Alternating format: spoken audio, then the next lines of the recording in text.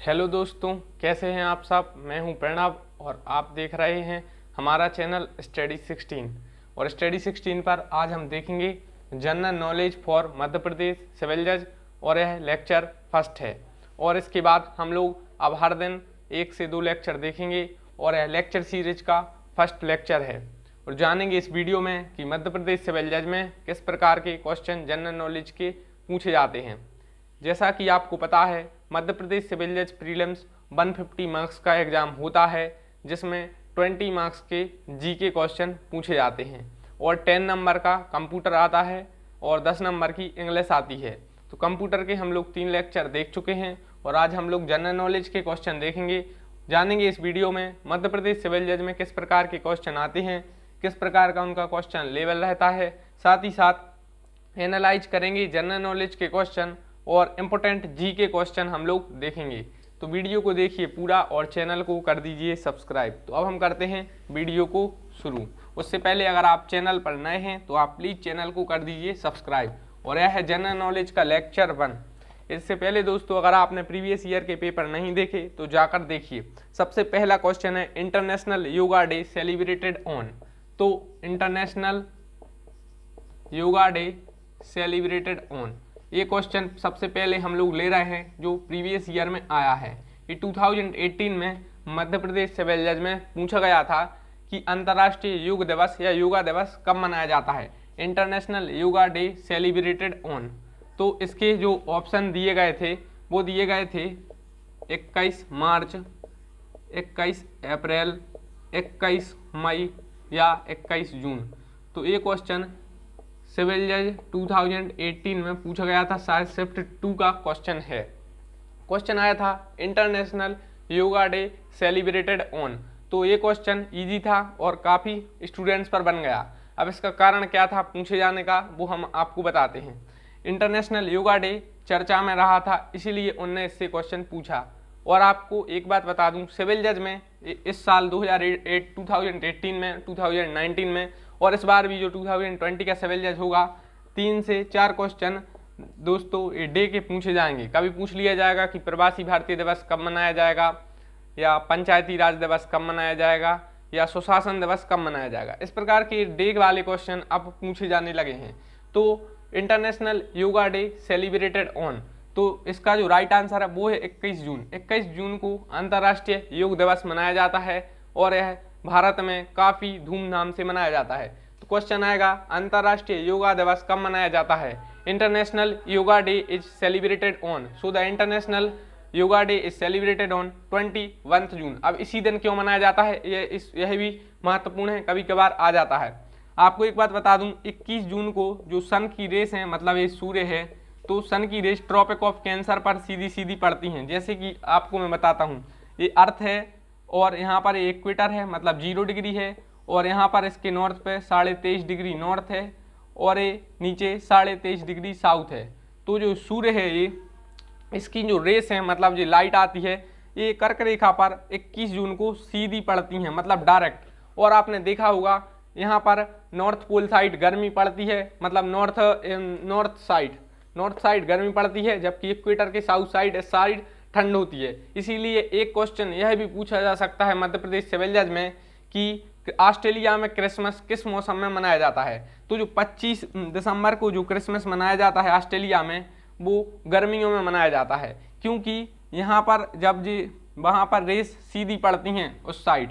तो आप लोग समझ रहे हैं, तो कर्क रेखा की किरणें सीधी पड़ती हैं, 21 सूर्य की किरणें कर्क रेखा पर 21 जून को सीधी पड़ती हैं। इसीलिए आपने देखा होगा भारत में काफ़ी गर्मी पड़ती है 21 जून के आसपास, और उसके बाद मानसून आता है। एक क्वेश्चन यह भी बनता है कि कर्क रेखा मध्य प्रदेश के कितने जिलों से गुजरती है, ये भी सिविल जज में पूछा गया था। तो एक क्वेश्चन यह हो गया हमारा कि इंटरनेशनल योगा दिवस, international yoga day celebrated on, तो कब मनाया जाता है, 21 जून को। दूसरा क्वेश्चन है मध्य प्रदेश में ट्रॉपिक ऑफ कैंसर कर्क रेखा कितने जिलों से गुजरती है। तीसरा क्वेश्चन है भारत में ट्रॉपिक ऑफ कैंसर या कर्क रेखा कितने राज्यों से गुजरती है। इस प्रकार के क्वेश्चन पूछ लिए जाते हैं। तो कर्क रेखा भारत से गुजरती है और भारत में मध्य प्रदेश से भी गुजरती है और मध्य प्रदेश के 14 जिलों से होकर गुजरती है, ये आपको याद रखना है। पूछा जा सकता है कि कर्क रेखा मध्य प्रदेश के कितने जिलों से होकर गुजरती है। तो कर्क रेखा मध्य प्रदेश के 14 जिलों से होकर गुजरती है और भारत की कर्क रेखा 8 राज्यों से होकर गुजरती है, जिनमें मध्य प्रदेश भी है। और कर्क रेखा का कभी कभार फॉर्मूला ही पूछ लिया जाता है, तो वो है 23.5 डिग्री नॉर्थ, ये इसका फॉर्मूला है। और मकर रेखा का जो फॉर्मूला है वो 23.5 डिग्री साउथ है। और एक क्वेश्चन और बनता है कि ऐसा कौन सा महाद्वीप है जहाँ से कर्क रेखा, भूमध्य रेखा और मकर रेखा तीनों गुजरती हैं। कर्क रेखा को इंग्लिश में कहते हैं ट्रॉपिक ऑफ कैंसर, मकर रेखा को इंग्लिश में कहते हैं ट्रॉपिक ऑफ कैप्रिकॉन और भूमध्य रेखा को इंग्लिश में इक्वेटर कहते हैं। तो ये तीनों रेखाएं जो एक महाद्वीप से गुजरती हैं, और वो कौन सा महाद्वीप है ये क्वेश्चन बनता है, तो वो महाद्वीप है अफ्रीका महाद्वीप। और एक क्वेश्चन यह आता है कि किस महाद्वीप को अंध महाद्वीप कहते हैं, तो अफ्रीका महाद्वीप को अंध महाद्वीप कहते हैं। अफ्रीका महाद्वीप को अंध महाद्वीप कहते हैं। तो एक बार हम लोग रिवीजन करते हैं। इंटरनेशनल योगा डे, अंतर्राष्ट्रीय योग दिवस 21 जून को मनाया जाता है। इसी दिन सूर्य की सीधी किरणें ट्रॉपिक ऑफ कैंसर, मतलब जो कर्क रेखा पर पड़ती हैं। कर्क रेखा मध्य प्रदेश से भी गुजरती है, भारत से भी गुजरती है। और सिविल जज में एक क्वेश्चन शायद पूछा गया था कि मध्य प्रदेश के कितने जिलों से कर्क रेखा गुजरती है, तो 14 जिलों से गुजरती है, भारत के 8 राज्यों से गुजरती है। कर्क रेखा का फॉर्मूला है 23.5 डिग्री नॉर्थ और मकर रेखा का जो फॉर्मूला है 23.5 डिग्री साउथ। यहीं पर साउथ कर दीजिए तो ये मकर रेखा मतलब ट्रॉपिक ऑफ कैप्रिकॉन का फॉर्मूला हो गया। और कर्क रेखा, मकर रेखा और भूमध्य रेखा, मतलब ये तीनों रेखाएं किस महाद्वीप से गुजरती हैं, तो वो है अफ्रीका महाद्वीप। और अफ्रीका महाद्वीप को अंध महाद्वीप कहते हैं। अब देखेंगे हम लोग नेक्स्ट क्वेश्चन को। तो जो डे वाले क्वेश्चन जनरली पूछे जा रहे हैं, आपसे पूछा जा सकता है कि सुशासन दिवस कब मनाया जाता है या कौन सा डे कब मनाया जाता है। नेक्स्ट है प्रवासी भारतीय दिवस कब मनाया जाता है। ये क्वेश्चन इस बार पूछे जाने की संभावना है। प्रवासी भारतीय दिवस, एक क्वेश्चन यह बनता है प्रवासी भारतीय दिवस कब मनाया जाता है। दूसरा बनता है Indian legal service day, Indian legal service day कब मनाया जाता है। तीसरा बनता है कि भारत में सुशासन दिवस कब मनाया जाता है। ये महत्वपूर्ण दिवस हैं, इनमें से एक या दो दिवस पूछे जा सकते हैं। और एक और बनता है संविधान दिवस, कॉन्स्टिट्यूशनल डे कब मनाया जाता है, कॉन्स्टिट्यूशन डे। और एक और है पंचायती राज दिवस कब मनाया जाता है। तो सबसे पहले है प्रवासी भारतीय दिवस कब मनाया जाता है। आपके लिए ऑप्शन में रहेगा 9 जनवरी, 9 फरवरी, 9 मार्च या 9 अप्रैल। सो द क्वेश्चन इज प्रवासी भारतीय दिवस भारत में कब मनाया जाता है। तो प्रवासी भारतीय दिवस भारत में मनाया जाता है जब गांधी जी साउथ अफ्रीका से भारत वापस आए थे, मतलब 9 जनवरी को प्रवासी भारतीय दिवस मनाया जाता है। और 1915 में जब महात्मा गांधी दक्षिण अफ्रीका से लौटकर भारत आए थे, तो 9 जनवरी को इन्हीं की उसमें उपलक्ष्य में प्रवासी भारतीय दिवस मनाया जाता है। तो यह क्वेश्चन बनता है प्रवासी भारतीय दिवस कब मनाया जाता है, 9 जनवरी को। क्यों मनाया जाता है, महात्मा गांधी साउथ अफ्रीका से भारत वापस आए थे। नेक्स्ट क्वेश्चन है इंडियन लीगल सर्विस डे कब मनाया जाता है। यह काफ़ी महत्वपूर्ण क्वेश्चन है कि इंडियन लीगल सर्विस डे कब मनाया जाता है। सिविल जज और लॉ वाले एग्जामों में ज़्यादातर पूछा जाता है, इंटरव्यू में भी यह क्वेश्चन पूछा जा सकता है कि इंडियन लीगल सर्विस डे कब मनाया जाता है। तो ये मनाया जाता है 9 नवंबर को यह मनाया जाता है। तो इंडियन लीगल सर्विस डे कब मनाया जाता है, 9 नवंबर को यह मनाया जाता है। नेक्स्ट है सबसे महत्वपूर्ण है, वो है सुशासन दिवस कब मनाया जाता है और क्यों मनाया जाता है। और आपको बता दूं मध्य प्रदेश सिविल जज में 2018 के एग्जाम में भी और 2019 के एग्जाम में भी हमारे जो पहले मतलब प्रधानमंत्री थे अटल बिहारी वाजपेयी, उनसे रिलेटेड क्वेश्चन काफ़ी पूछे गए। उन्हें भारत रत्न दिया गया था, उससे क्वेश्चन पूछा गया। और एक शिफ्ट में उनसे 2 से 3 क्वेश्चन मध्य प्रदेश सिविल जज में पूछे गए थे।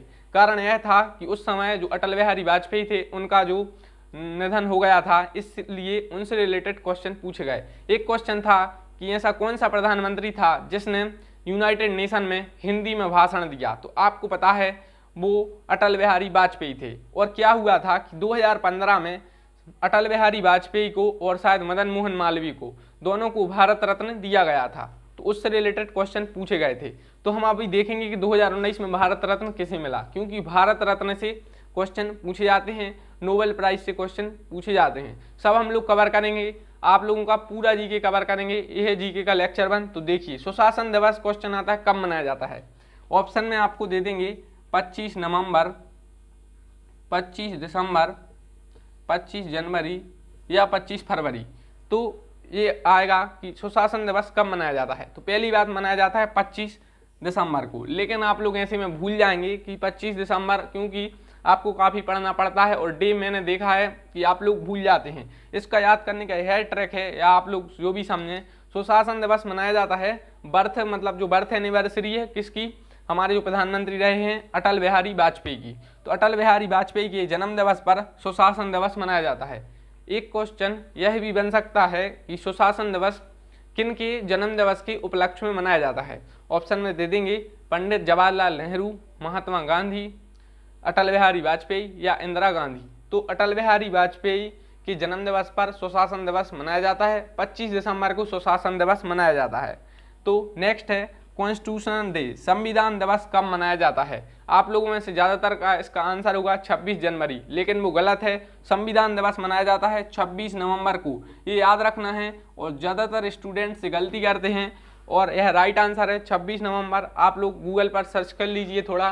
तो पहला क्वेश्चन है प्रवासी भारतीय दिवस कब मनाया जाता है। प्रवासी भारतीय दिवस मनाया जाता है जब गांधी जी साउथ अफ्रीका से भारत वापस आए थे, 1915 में आए थे शायद, और 9 जनवरी को आए थे। इसीलिए इस दिन क्या मनाया जाता है, प्रवासी भारतीय दिवस। पहले ही महीने में वापस आए थे, ऐसा आप याद रख सकते हैं। दूसरा क्वेश्चन है इंडियन लीगल सर्विस डे कब मनाया जाता है, 9 नवंबर को मनाया जाता है।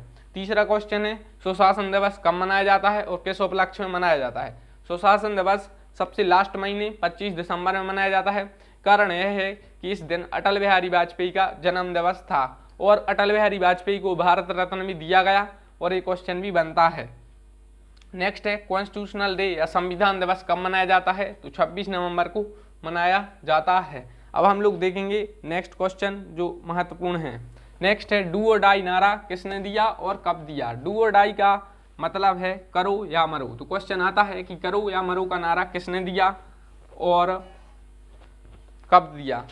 तो पहला एक क्वेश्चन है कि डू और डाई, डू और डाई हिंदी में से हम कह सकते हैं करो या मरो। एक क्वेश्चन यह बनता है कि यह नारा किसने दिया और कब दिया। ये नारा दिया था महात्मा गांधी ने, महात्मा गांधी ने। और जो प्रवासी भारतीय दिवस इन्हीं के उपलक्ष्य में मनाया जाता है 9 जनवरी को। महात्मा गांधी ने नारा दिया था डू और डाई, मतलब या तो करो या मरो। कब दिया ये क्वेश्चन बनता है। तो ये दिया था 1942 में। भारत छोड़ो आंदोलन हो रहा था, जिसे इंग्लिश में क्विट इंडिया मूवमेंट कहते हैं। तो 1942 में भारत छोड़ो आंदोलन में ये उन्होंने नारा दिया था, और उन्होंने कहा था स्वतंत्रता से कम अब मैं कुछ भी प्राप्त नहीं करूंगा। So the question is who gave the slogan do और डाई। तो डू और डाई का स्लोगन किसने दिया, करो या मरो। करो या मरो का दिया महात्मा गांधी ने। एक और बात, महात्मा गांधी से एक क्वेश्चन और बनता है कि महात्मा गांधी ने कांग्रेसों के कितने अधिवेशनों में अध्यक्षता की। तो महात्मा गांधी ने कांग्रेस के सिर्फ एक अधिवेशन में अध्यक्षता की थी, वो बेलगांव अधिवेशन था, शायद 1924 या 25 का था, लेकिन वो बेलगांव अधिवेशन था। एक क्वेश्चन यह बनता है कि महात्मा गांधी ने किस अधिवेशन की अध्यक्षता की, एक ही बार की, और बेलगांव अधिवेशन की अध्यक्षता की। तो डू और डाई का नारा किसने दिया। डू और डाई का मतलब होता है करो या मरो।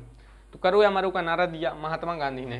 उन्होंने कब दिया नारा, 1942 में दिया। और इस 1942 में एक मूवमेंट चल रहा था, वो चल रहा था भारत छोड़ो आंदोलन, या उसे हम इंग्लिश में क्विट इंडिया मूवमेंट कह सकते हैं, quit India movement, quit India movement कह सकते हैं। और गांधी जी ने कितनी बार कांग्रेस के सेशनों की अध्यक्षता की। तो सिर्फ एक बार, और वो था बेलगांव अधिवेशन।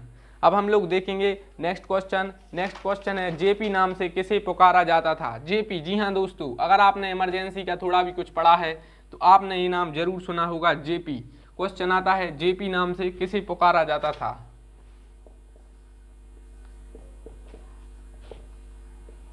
जेपी नाम से किसे पुकारा जाता है या था।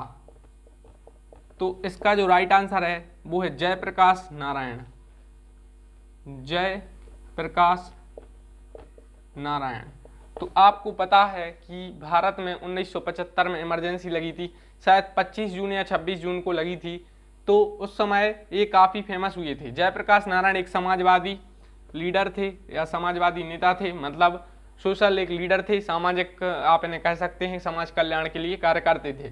तो जेपी नाम से किसे पुकारा जाता था, ये क्वेश्चन आता है। जेपी नाम से जयप्रकाश नारायण को पुकारा जाता था और ये काफ़ी चर्चित हुए। 1975 में जो इमरजेंसी लगी थी उस समय काफ़ी फेमस हुए। तो जयप्रकाश नारायण बिहार से संबंध था इनका और एक काफ़ी समाजवादी लीडर थे और काफ़ी इनने समाज कार्य के लिए काफ़ी कार्य किए। नेक्स्ट क्वेश्चन है, शुंग साम्राज्य की राजधानी कौन सी थी? काफ़ी महत्वपूर्ण क्वेश्चन है। मध्य प्रदेश के क्वेश्चन भी सिविल जज में पूछे जाते हैं। तो शुंग साम्राज्य की राजधानी कौन सी थी? शुंग साम्राज्य की राजधानी या जिसे कैपिटल कह सकते हैं कौन सी थी? तो शुंग साम्राज्य ये मध्य प्रदेश साइड है, साम्राज्य काफ़ी फैला। एंशियंट हिस्ट्री की हम लोग बात कर रहे हैं। तो शुंग साम्राज्य की राजधानी थी वो थी विदिशा, विदिशा इसकी राजधानी थी। और शुंग साम्राज्य से संबंध है शायद पुष्यमित्र शुंग का, और पुष्यमित्र शुंग ने बृहद्रथ जो शायद इनका मौर्य साम्राज्य का अंतिम शासक था उसकी मृत्यु कर शुंग साम्राज्य की स्थापना की थी। तो यह क्वेश्चन जनरली इतना नहीं बनता है, जनरली क्वेश्चन यही आएगा शुंग साम्राज्य की राजधानी क्या थी? विदिशा थी। और पुष्यमित्र शुंग का संबंध किस वंश से है? तो शुंग साम्राज्य से था। नेक्स्ट क्वेश्चन है, चित्रकूट किस जिले में है? अब जो जिले वाले क्वेश्चन मैं आपको करवा देता हूं अलग से, ये क्वेश्चन ज़्यादातर पूछे जाते हैं। मध्य प्रदेश सिविल जज अगर आप दे रहे हैं और मध्य प्रदेश के क्वेश्चन ना पूछे जाएं ऐसा होना मुश्किल है। तो जो क्वेश्चन जितने भी आते हैं मैं आपको बताता हूँ। पहला क्वेश्चन आता है, चित्रकूट किस जिले में है?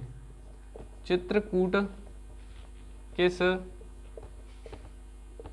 जिले में है? पहला क्वेश्चन बनेगा चित्रकूट किस जिले में है। दूसरा बनेगा अभी नया जिला कौन सा बना है?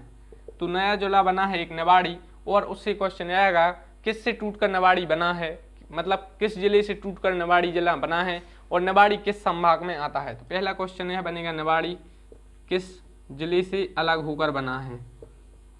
किस जिले से, मैं डायरेक्ट यहाँ पर लिख दे रहा हूँ, किस जिले से अलग होकर बना है।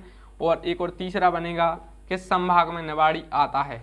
ये क्वेश्चन बन जाता है अगर आपको पेपर पैटर्न थोड़ा टफ करना पड़ा तो। फिर एक और क्वेश्चन बनता है, खजुराहो किस जिले में है? खजुराहो काफ़ी फेमस है। क्वेश्चन बनता है कंदरिया महादेव का मंदिर कहाँ है? तो ये खजुराहो में है। खजुराहो लिख लीजिए, खजुराहो किस जिले में है? तो देखिए पहला क्वेश्चन है कि चित्रकूट किस जिले में है। चित्रकूट काफ़ी फेमस है, तो यह है सतना जिले में। चित्रकूट किस जिले में है? सतना जिले में। ये आपको याद रखना जरूरी है, चाहे आप MPPSC देने जा रहे हों, चाहे सिविल जज देने जा रहे हों। मैं तो यहाँ तक कहूँगा मध्य प्रदेश का आप कोई भी एग्जाम देने जा रहे हों, मध्य प्रदेश की जानकारी जरूरी है कि चित्रकूट किस जिले में आता है। चित्रकूट खुद जिला नहीं है, यह आता है सतना जिले में। नेक्स्ट क्वेश्चन है, निवाड़ी किस जिले से अलग होकर बना है? आपको पता है निवाड़ी एक नया जिला बनाया गया है। तो निवाड़ी है वो टीकमगढ़ से अलग होकर बना है। तो निवाड़ी है वो टीकमगढ़ से अलग होकर बना है। टीकमगढ़ से अलग होकर निवाड़ी बना है। और जो निवाड़ी है चाहे टीकमगढ़ है, ये दोनों सागर संभाग में आते हैं। आपको पता है सागर एक संभाग है। एक क्वेश्चन यह भी बनता है कि मध्य प्रदेश में कितने संभाग हैं? तो मध्य प्रदेश में जिले बदलते रहते हैं, लेकिन संभागों की संख्या अभी तक है 10 संभाग हैं। जिले 52 रहते हैं, कभी कभार 53 हो जाते हैं। जैसे निवाड़ी चेंज हो गया तो एक संख्या बढ़ गई होगी शायद। तो इस प्रकार से क्वेश्चन पूछे जाते हैं कि how many regions are there in the Madhya Pradesh, या मध्य प्रदेश में कितने संभाग हैं। तो मध्य प्रदेश में 10 संभाग हैं और संभाग के अंतर्गत जिला आते हैं, जिला के अंतर्गत तहसील। संभाग में जैसे कि इंदौर संभाग है, जबलपुर संभाग है, सागर संभाग है, उज्जैन संभाग है। इंदौर, उज्जैन, भोपाल, सागर, जबलपुर, इस प्रकार से जो बड़े बड़े जिले रहते हैं उन्हें संभाग बना दिया जाता है, यह उन्हें रीजन्स इंग्लिश में कहते हैं। तो मध्य प्रदेश में 10 संभाग हैं। तो जो निवाड़ी है वो टीकमगढ़ जिले से अलग होकर बना है। क्वेश्चन आता है निवाड़ी किस जिले से अलग होकर बना है? टीकमगढ़ थे। अब चाहे टीकमगढ़ हो चाहे निवाड़ी हो, दोनों सागर संभाग में आते हैं। एक संभाग के अंतर्गत 4 से 5 जिले आते हैं। नेक्स्ट है खजुराहो किस जिले में स्थित है। काफी महत्वपूर्ण क्वेश्चन है। खजुराहो देश ही नहीं विदेश में भी काफी फेमस है। क्वेश्चन आता है कंदरिया महादेव का मंदिर कहाँ है, तो खजुराहो में है। और एक और बात है, खजुराहो विश्वविख्यात है, United nation world heritage site में भी इसे शायद दर्जा प्राप्त है, यूनेस्को वर्ल्ड हेरिटेज साइट, तो इसलिए यह खजुराहो काफ़ी महत्वपूर्ण है। और मध्य प्रदेश के मुख्य पर्यटन स्थल में अगर किसी का नाम लिया जाएगा तो खजुराहो उसमें जरूर होगा।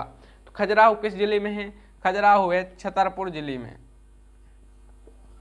खजुराहो जो आता है वो आता है छतरपुर जिले में। तो चित्रकूट किस जिले में आता है, चित्रकूट काफ़ी फेमस दर्शनीय स्थल चित्रकूट में है, तो यह धार्मिक स्थल है चित्रकूट, तो सतना जिले में है।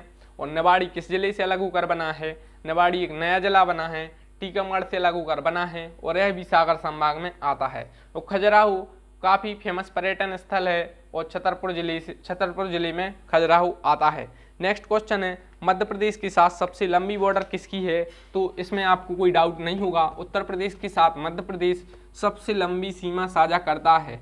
और मध्य प्रदेश 5 जिलों से बॉर्डर शेयर करता है, 5 राज्यों से, ये आपको पता होगा। तो मध्य प्रदेश के साथ जो सबसे लंबी बॉर्डर है, मध्य प्रदेश के साथ सबसे लंबी बॉर्डर जो शेयर करता है वो उत्तर प्रदेश राज्य करता है। तो इस प्रकार से मध्य प्रदेश के क्वेश्चन जनरली सिविल जज में पूछे जाते हैं। मध्य प्रदेश 5 राज्यों के साथ बॉर्डर शेयर करता है, ये आप लोगों को पता होगा। 5 राज्य में उत्तर प्रदेश है, छत्तीसगढ़ है, राजस्थान है और महाराष्ट्र है। महाराष्ट्र, राजस्थान, छत्तीसगढ़, गुजरात भी है। इस प्रकार से ये 5 राज्य हैं। एक बार लिख लेते हैं, आपको वैसे पता है। एक तो है यूपी, एक है छत्तीसगढ़, एक है गुजरात, एक है राजस्थान और एक है महाराष्ट्र। तो एक बार फिर मैं बताता हूँ, मध्य प्रदेश से कर्क रेखा गुजरती है, 14 जिलों से गुजरती है और मध्य प्रदेश 5 राज्यों के साथ बॉर्डर शेयर करता है। उनमें उत्तर प्रदेश है और छत्तीसगढ़ है। छत्तीसगढ़ तो मध्य प्रदेश का ही हिस्सा था, फिर इसे अलग कर दिया गया। उसके बाद गुजरात से मध्य प्रदेश बॉर्डर शेयर करता है, शायद 2 जिले बॉर्डर शेयर करते हैं गुजरात से, वो आप लोग देख लीजिए, वो हम लोग अगली वीडियो में बता देंगे। उसके बाद राजस्थान से और थोड़ा बॉर्डर शेयर महाराष्ट्र में भी करता है। तो मध्य प्रदेश 5 राज्यों के साथ बॉर्डर शेयर करता है। इस प्रकार से क्वेश्चन बनते हैं। नेक्स्ट है मध्य प्रदेश की ऊर्जा राजधानी क्या है। काफ़ी महत्वपूर्ण क्वेश्चन है कि एमपी की ऊर्जा राजधानी क्या है, एमपी की ऊर्जा राजधानी क्या है। तो जो मध्य प्रदेश की ऊर्जा राजधानी है वो है सिंगरौली। सिंगरौली मध्य प्रदेश की ऊर्जा राजधानी है। नेक्स्ट है हिंडोला महल कहाँ है। काफ़ी महत्वपूर्ण क्वेश्चन है, पूछा जा सकता है कि हिंडोला महल कहाँ पर है, हिंडोला महल कहाँ पर है, हिंडोला महल कहाँ पर है। आपने मांडू को तो सुना होगा मध्य प्रदेश में, जी हाँ दोस्तों, तो मांडू में ही हिंडोला महल है। और मांडू बाज बहादुर और रानी रूपमती की जो प्रेम कहानी थी उसके लिए भी चर्चा में है, रहता था। तो हिंडोला महल कहाँ पर है, तो मांडू में हिंडोला महल है। तो एमपी 5 राज्यों के साथ बॉर्डर शेयर करता है, यूपी, छत्तीसगढ़, गुजरात, राजस्थान, महाराष्ट्र। मध्य प्रदेश की ऊर्जा राजधानी क्या है, सिंगरौली मध्य प्रदेश की ऊर्जा राजधानी है, हिंडोला महल मांडू में है। नेक्स्ट क्वेश्चन है कि first chief justice of Madhya Pradesh high court बाज। मध्य प्रदेश हाई कोर्ट के प्रथम चीफ जस्टिस कौन थे। ये काफ़ी महत्वपूर्ण क्वेश्चन है कि मध्य प्रदेश हाई कोर्ट के एमपी हाई कोर्ट के फर्स्ट चीफ जस्टिस कौन थे। तो आपने नाम सुना ही होगा, ऑनरेबल जस्टिस एम हिदायतुल्लाह, मतलब मोहम्मद हिदायतुल्लाह। एक क्वेश्चन आता है कि मध्य प्रदेश के हाई कोर्ट के प्रथम चीफ जस्टिस या मुख्य न्यायाधीश कौन थे।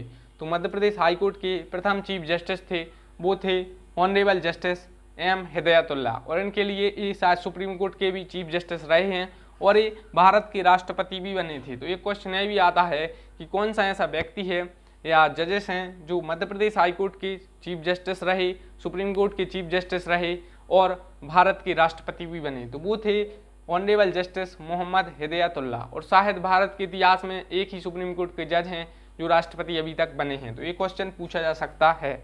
नेक्स्ट क्वेश्चन अब हम लोग देखते हैं। नेक्स्ट क्वेश्चन है कि 2019 में भारत रत्न कितने व्यक्तियों को मिला। तो 2019 में भारत रत्न कितने व्यक्तियों को मिला, ये 2020 के सिविल जज एग्जाम में पूछे जाने की संभावना ज़्यादातर है।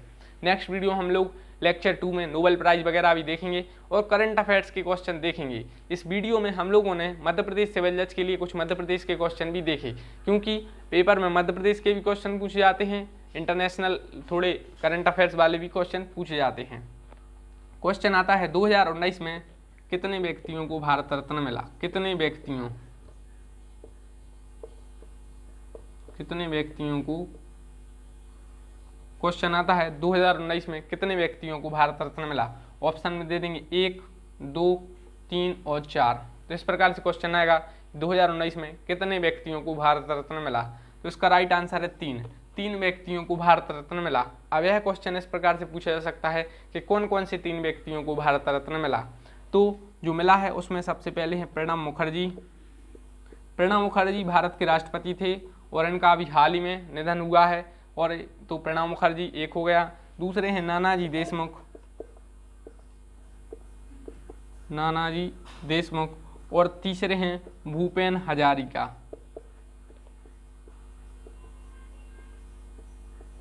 तो 2019 में भारत सरकार ने 3 व्यक्तियों को भारत रत्न दिया, उनमें प्रणब मुखर्जी, नानाजी देशमुख और भूपेन हजारिका।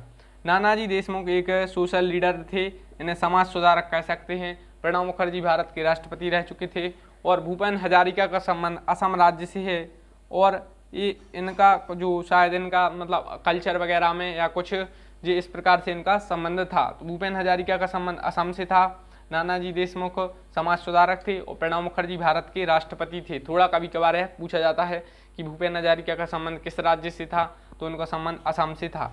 तो 2019 में 3 व्यक्तियों को भारत रत्न मिला। और क्वेश्चन यह बनता है पहली बार भारत रत्न कब दिया गया या किस वर्ष भारत रत्न की शुरुआत की गई, तो वो हम लोग अब देखते हैं।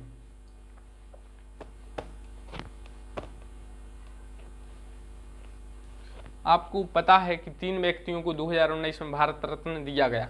पहली बार भारत रत्न दिया गया था 1954 में।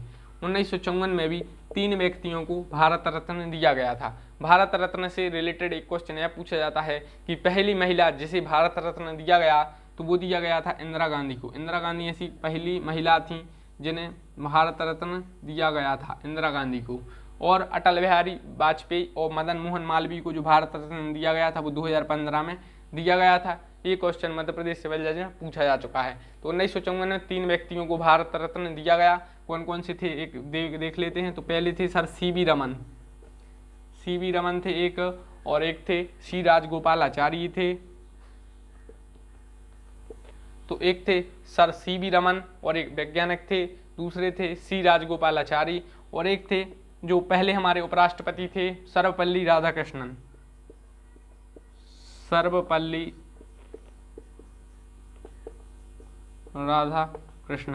तो इन 3 व्यक्तियों को 1954 में पहली बार भारत रत्न से नवाजा गया। क्वेश्चन आता है कि कितने व्यक्तियों को पहली बार भारत रत्न दिया गया, तो 3 व्यक्तियों को दिया गया और 2019 में भी 3 व्यक्तियों को दिया गया। तो पहले थे सर सी.वी. रमन, उसके बाद सी राजगोपालाचारी और तीसरे थे सर्वपल्ली राधाकृष्णन। और सर्वपल्ली राधाकृष्णन के जो आप बर्थडे पर आप मनाते हैं 5 सितंबर को जो शिक्षक दिवस मनाते हैं आप, वो क्वेश्चन आता है किन के उपलक्ष्य मनाया जाता है। तो भारत के प्रथम उपराष्ट्रपति कौन थे, सर्वपल्ली राधाकृष्णन थे, जो आगे चलकर राष्ट्रपति बनते हैं। सर्वपल्ली राधाकृष्णन आगे चलकर राष्ट्रपति बनते हैं और इन्हीं के उपलक्ष्य में 5 सितंबर को हम लोग शिक्षक दिवस मनाते हैं। और विश्व शिक्षक दिवस कब मनाया जाता है, वो 5 अक्टूबर को मनाया जाता है, और भारत में शिक्षक दिवस 5 सितंबर को मनाया जाता है। और पहली महिला जिसे भारत रत्न दिया गया तो इंदिरा गांधी थी। 2015 में भारत रत्न किसे दिया गया, तो मदन मोहन मालवीय और अटल बिहारी वाजपेयी। और 25 दिसंबर को सुशासन दिवस अटल बिहारी वाजपेयी के जन्म दिवस पर मनाया जाता है। नेक्स्ट क्वेश्चन है सत्य के साथ मेरे प्रयोग किसकी रचना है, माई एक्सपेरिमेंट विथ ट्रुथ। इसका इंग्लिश में होगा माई एक्सपेरिमेंट विथ ट्रुथ। तो किसने यह ऑटोबायोग्राफी लिखी है, किसकी जीवनी या किसकी आत्मकथा है, ऐसा क्वेश्चन आएगा कि सत्य के साथ मेरे प्रयोग किसकी आत्मकथा है या यह किसकी ऑटोबायोग्राफी है कि माई एक्सपेरिमेंट विथ ट्रुथ। तो सत्य के साथ मेरे प्रयोग, ये एम के गांधी, महात्मा गांधी की यह ऑटोबायोग्राफी है, आत्मकथा है, उन्होंने लिखी है। सत्य के साथ मेरे प्रयोग महात्मा गांधी की ऑटोबायोग्राफी या आत्मकथा है। तो करो या मरो का नारा महात्मा गांधी ने दिया था। प्रवासी भारतीय दिवस 9 जनवरी को महात्मा गांधी दक्षिण अफ्रीका से भारत आए थे तो मनाया जाता है। इनसे रिलेटेड एक क्वेश्चन आते हैं। नेक्स्ट है, गेहूं उत्पादन में मध्य प्रदेश भारत में प्रथम स्थान किस राज्य का है? तो गेहूं उत्पादन में भारत में प्रथम स्थान किस राज्य का, ये क्वेश्चन पूछा जाना स्वाभाविक है। तो इसका यूपी राइट आंसर है। और भारत में सबसे ज्यादा सोयाबीन किस राज्य में होता है? तो नो डाउट उसका आंसर मध्य प्रदेश है।